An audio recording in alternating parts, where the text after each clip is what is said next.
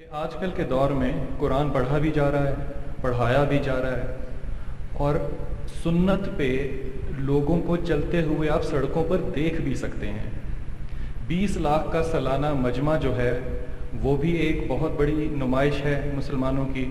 اس کے باوجود مسلمان اپنے صحیح راستے کو ابھی تک کیوں نہیں پہنچے؟ جمہوریت ایک طرز حکومت ہے کہ جس میں بندوں کو گنا کرتے ہیں، تولا نہیں کرتے۔ بدقسمتی شاید بندوں کو تولنے کا عمل جو ہے صرف اللہ کے پاس محفوظ ہے۔ بندے گنے جا سکتے ہیں، تولے نہیں جا سکتے، اور ہم مسلمان کہلوا سکتے ہیں، مومن نہیں کہلوا سکتے۔ اس کی ججمنٹ اللہ کے پاس ہے، ظاہر کی ججمنٹ آپ کے پاس ہے، باطن کی ججمنٹ اللہ کے پاس ہے۔ جب دونوں پہ ملا جلا کے ججمنٹ ہوگی تو فائنلی جو کاؤنٹ ڈاؤن ہوگا قیامت کے دن، سوائے ایک طبقہ خیال کے، سوائے کچھ لوگوں کے، بڑے ہی محترم لوگوں کے، پھر ایسا زمانے میں کبھی نہیں ہوا، اس سے پہلے زمانے میں کبھی نہیں ہوا کہ ایک پوری امت، ایک پوری گروہ امت، ایک پورے عصر کو اللہ کی ریکمینڈڈ، اللہ کی ریٹن ریکمنڈیشن حاصل ہوئی، وہ اصحاب شجرہ کو عطا ہوئی کہ اے پیغمبر، انہوں نے تیرے ہاتھ پر بیعت نہیں کی، میرے ہاتھ پر بیعت کی۔ اب بتائیے اگر اصحاب شجرہ میں بعد میں کوئی بدگمانی کرے، جن کے بارے میں اللہ خود کہتا ہے کہ انہوں نے تیرے ہاتھ پر بیعت نہیں کی، میرے ہاتھ پر بیعت کی، پھر خداوند کریم نے فرمایا کہ رضی اللہ عنہ و رضوا عنہ، اللہ ان سے راضی ہوا اور یہ اللہ سے راضی ہوئے۔ اب اس کے بغیر، قرآن کے بغیر ہمارے پاس کوئی سند ہے؟ یہ وہ لوگ گزر گئے جن کو لکھا ہوا دیا گیا، جن کو لکھا ہوا دیا گیا کہ اللہ تم سے راضی ہوا۔ یہ اصحاب عشرہ و مبشرہ، یہ اصحاب بدر، یہ اصحاب شجرہ بیت رضوان، یہ وہ لوگ تھے جن کو لکھ کے اللہ نے دے دیا۔ اب اس کے بعد اس قسم کی کوئی گنجائش امت مسلمہ کے لیے باقی نہیں رہی۔ اب ہم اپنے جج آپ نہیں ہو سکتے، اب خدا کی ججمنٹ بھی ہم پہ اس طرح کتاب میں لکھی ہوئی نہیں آ سکتی۔ اس لیے اب مجمع میٹر نہیں کرتی، چاہے وہ 20 لاکھ ہو یا 10 لاکھ، کہ از مغزے تو صد خر، فکر انسان نمی آئے۔ یہ کسی کی توہین مرتبہ نہ سمجھیے گا، جو میں بات آپ سے کہہ رہا ہوں اسے غور سے سنیے۔ اندھا دھند تقلید، ایک ناقص پیٹرن کی تائید اور اپنی محرومیوں کے بدلے اس قسم کی ایکٹیویٹی کرنا ایمان نہیں سمجھا جا سکتا۔ دین و دنیا کی تقسیم اللہ کے نزدیک نہیں ہے۔ یہ نہیں آپ کسی کو کہہ سکتے کہ یہ دنیا خدا سے خالی ہے اور یہ دین اللہ سے بھرا ہوا، ایسا آپ نہیں کہہ سکتے۔ بلکہ قرآن حکیم میں اللہ میاں فرماتے ہیں کہ اگر تو دنیا کو دیکھو اور مظاہر دنیا کو دیکھو تو یہ کسوٹی اور معیار تیرے پرکھ کی ہے، اور یہ نہ کہنا کہ یہ باطل اور جھوٹ ہے، بلکہ کہنا کہ یہ ربنا ما خلقت ھذا باطلا، اے اللہ تو نے ان میں سے کوئی چیز جھوٹی نہیں بنائی۔ ہر چیز میں پیدائش سے لے کر جب سے شرع ہم پہ لاگو ہوئی، بازار سب سے بڑی ایمان کی آزمائش ہے۔ بازار آپ کے لیے، بازار لوٹ کی جگہ ہے، مسجد نہیں۔ مسجد میں ایک کلمہ کا ثواب 70 گنا ہے، اور حدیث رسول دیکھیے، فرمایا جس نے بازار سے گزرتے ہوئے ایک مرتبہ دل سے لا الہ الا اللہ لا شریک لہ لہ الملک و لہ الحمد یحیی و یمیت حی لا یموت وہو علی کل شیء قدیر کہا، اس کے گناہ بخشے جائیں گے چاہے سمندر کی جھاگ کے برابر۔ اس کو ایک مرتبہ کہنے کا ثواب رسول اللہ صلی اللہ علیہ وسلم نے فرمایا 10 لاکھ نیکیوں میں ہے۔ آپ فرمائیے کہ کون سا مقام شرف کمانے کے لیے ہے، جنت کمانے کے لیے ہے، عزت کمانے کے لیے ہے، خدا کے حضور کے لیے ہے، دکانداری یا ریلیجس پکنک؟ کون سی جگہ، کدھر کا بوجھ آپ اٹھانا پسند کرو گے؟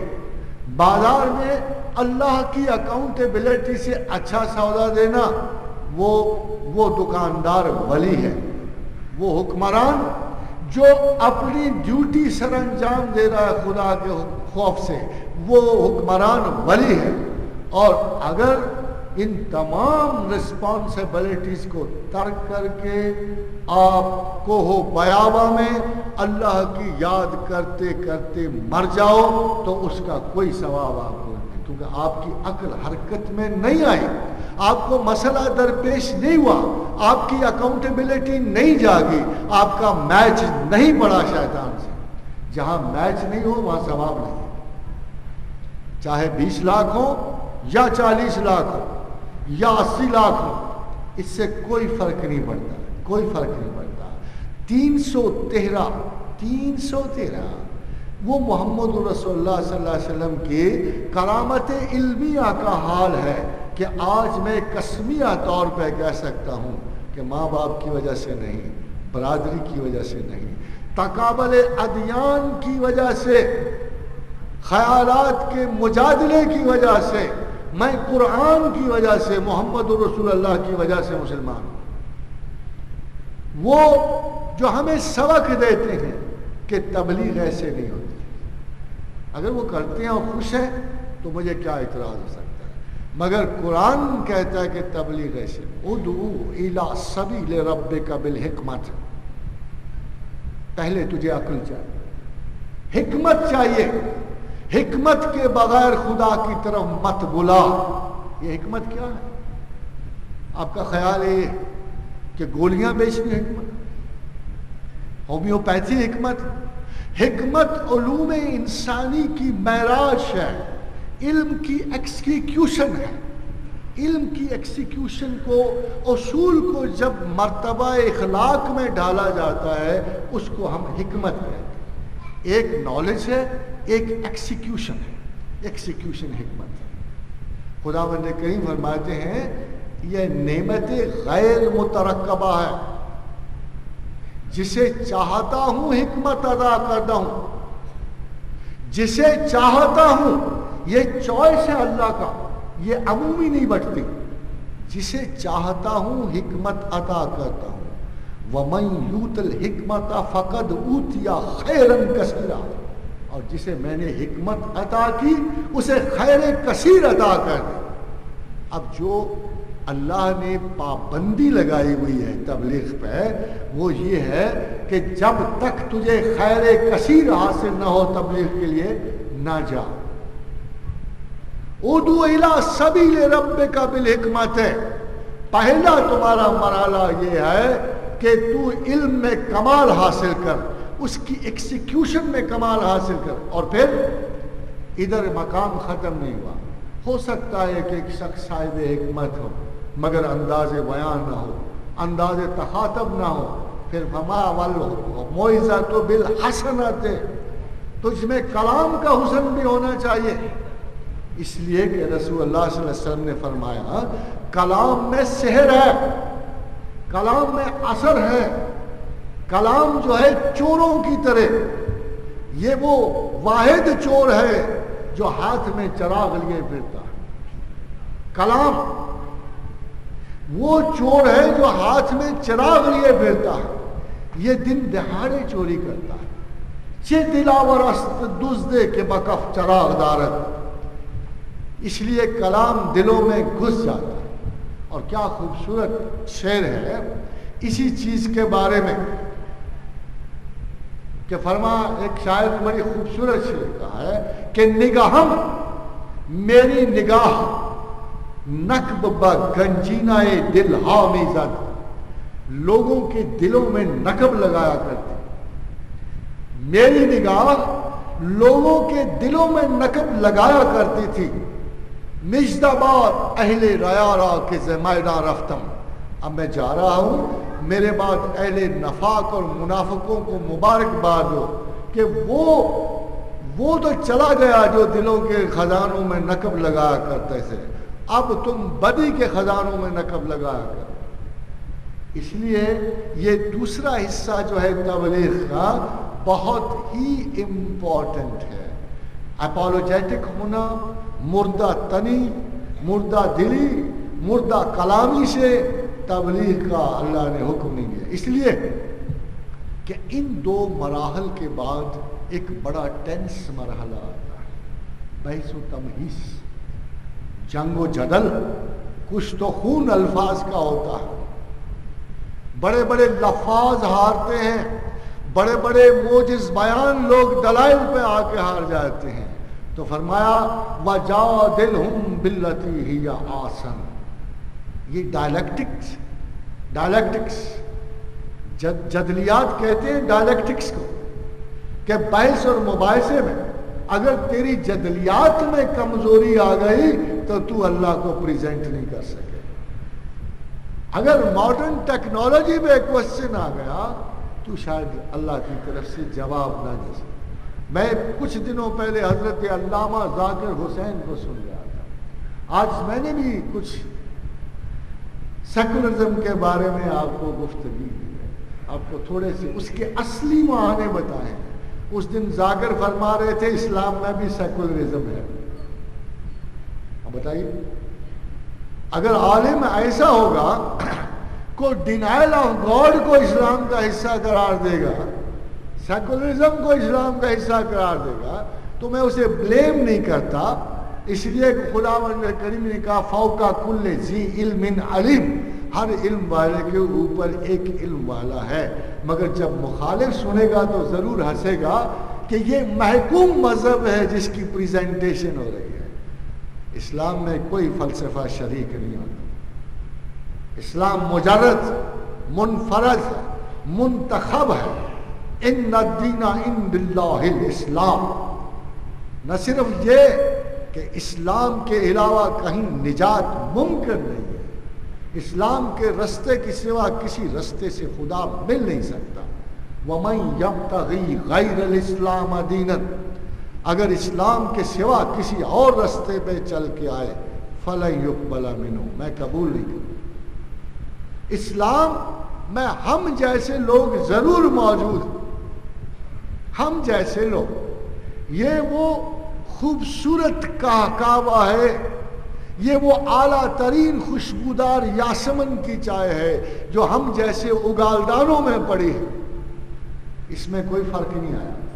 یہ منفرد. آج تک ایک بھی دنیا کا فلسفہ نہیں ہے جو نظریاتی طور پہ مابعد الطبیعاتی ہو سوائے اسلام کے. یہ واحد مذہب ہے جو مابعد الطبیعات کا مذہب ہے. یہ واحد مذہب ہے جس کی حرکتیں مسلسل پروردگار عالم کی طرف ہے. باقی سب تجرید میں کھو جاتے ہیں. کوئی انصاف کو خدا کہتا ہے، کوئی ہیومینٹی کو خدا کہتا ہے، تو کوئی تقریب کو خدا کہتا ہے، کوئی تقریر کو خدا کہتا ہے. صرف اسلام کی موومنٹ خدا واحد کی طرف ہے اور اس کے تقرب اور اس کی ہمسائیگی کی خواہش کو اسلام کہتے ہیں. اس لیے جب آپ بحث کرنے جاؤ تو مظلوموں کی طرح بحث نہ کرو. ساری دنیا اسلام مظلوم نہیں ہے، قطعاً نہیں ہے. اسلام ہر زمانے میں غالب ہے. اسلام آج بھی غالب ہے. عراقیوں نے بغداد بیچا ہے، ہارا نہیں ہے. افغانستان میں 80 کروڑ ڈالر لگا ہے، اسلام نہیں ہارا. آج بھی آپ کے ملک میں بھی ایک ایسا گھناؤنا عمل جاری ہے کہ خدا اور اس کے محمد کی آرزو آپ سے چھینی جا رہی ہے سیکولرزم کے نام پر، چوروں کے فلسفے کے نام پر. چوروں کے فلسفے. اس کی قبولیت کیا ہے؟ اس کی قبولیت یہ ہے کہ یہ فلسفہ مورالٹی کو اپنے اندر آنے کی اجازت نہیں دیتا. کون ہے خدا جو زنا سے منع کرتا؟ کیوں خدا چوری کی سزا رکھتا ہے؟ کیوں خدا حسن قبولیت ہمارے فلسفوں کو نہیں عطا کرتا؟ جیسے مشہور مفکر جس نے گاڈ اینڈ ریلیجن لکھی، اس نے کہا اب اگر خدا کو کائنات میں رہنا تو انسانوں کے گناہوں کو لیگلائز کرنا پڑے گا، جیسے ہاؤس آف کامنز نے ہاؤس آف لارڈز میں ہومو سیکشولیٹی کو لیگل کر لیا، اب خدا کو بھی یہ چیزیں لیگل کرنی پڑے۔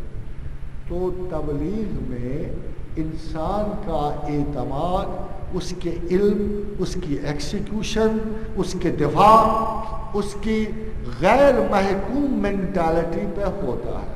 مجھے افسوس سے کہنا پڑتا ہے کہ ان تینوں چیزوں میں سے ایک بھی چیز میں آج کے دور کے مبلغین میں نہیں پاتا۔ I'm sorry to say، میں بہت سو سے ملا ہوں، اسلام کو میں محکوم دیکھ ہی نہیں سکتا۔